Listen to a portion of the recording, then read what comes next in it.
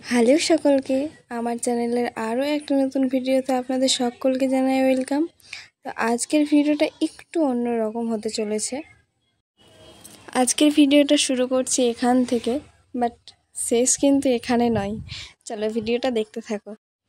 আজ একটু ঘুম থেকে সকাল সকালই উঠেছিলাম, কারণ আজকে একটা জায়গা যাওয়ার আছে। চলো আস্তে আস্তে বলছি সব কিছু, কোথায় যাব কি কেন যাব। তো সকালের কাজ সেরে স্নান করে চলে এসেছি, আর এখন চলে যাব রান্না করতে।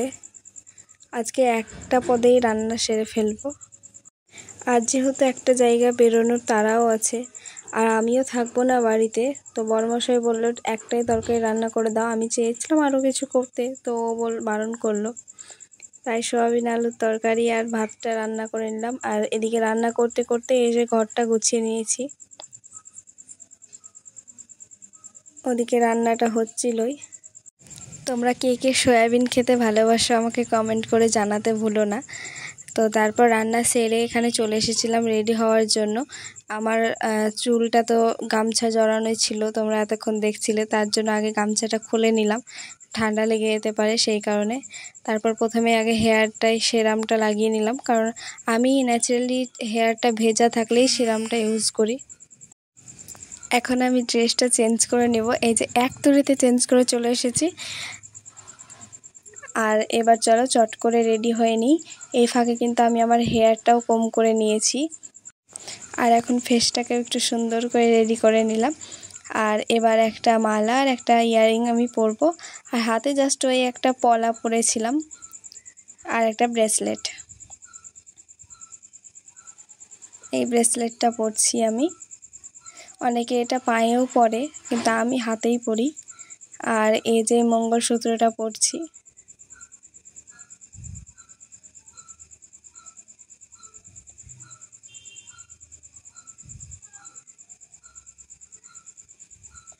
আর এই ইয়াররিংসটা না কয়েকদিন আগেই আমাকে হাজব্যান্ড এনে দিয়েছে। তো ভেবেছিলাম এটা পরবো, তারপর কেন জানি না নিজেকে দেখে মনে হচ্ছিল এটা একটু উগ্র লাগছে। তারপর হলাম না, ঠিক আছে এই ছোটোটাই থাক। তো এই ছোটোটাই পরে নিলাম।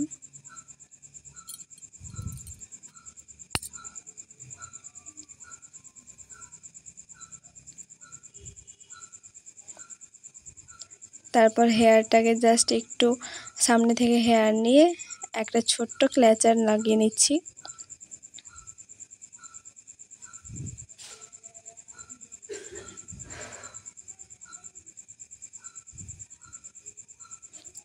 তো এই যে এখন আমি পুরোপুরি রেডি। আমাকে কেমন লাগছে জানাতে কিন্তু অবশ্যই ভুলো না। তো চলো এবার বেরোনো যাক। বেরিয়ে পড়েছি। এবার চলো বলি আমি কোথায় যাচ্ছি। আমি যাচ্ছি আমার বাবার বাড়ি, আর অনেক দিন পর একা একা যাচ্ছি। আর কারণ আজকে আছে জেঠুর বাড়িতে পুজো, তাই যাচ্ছি।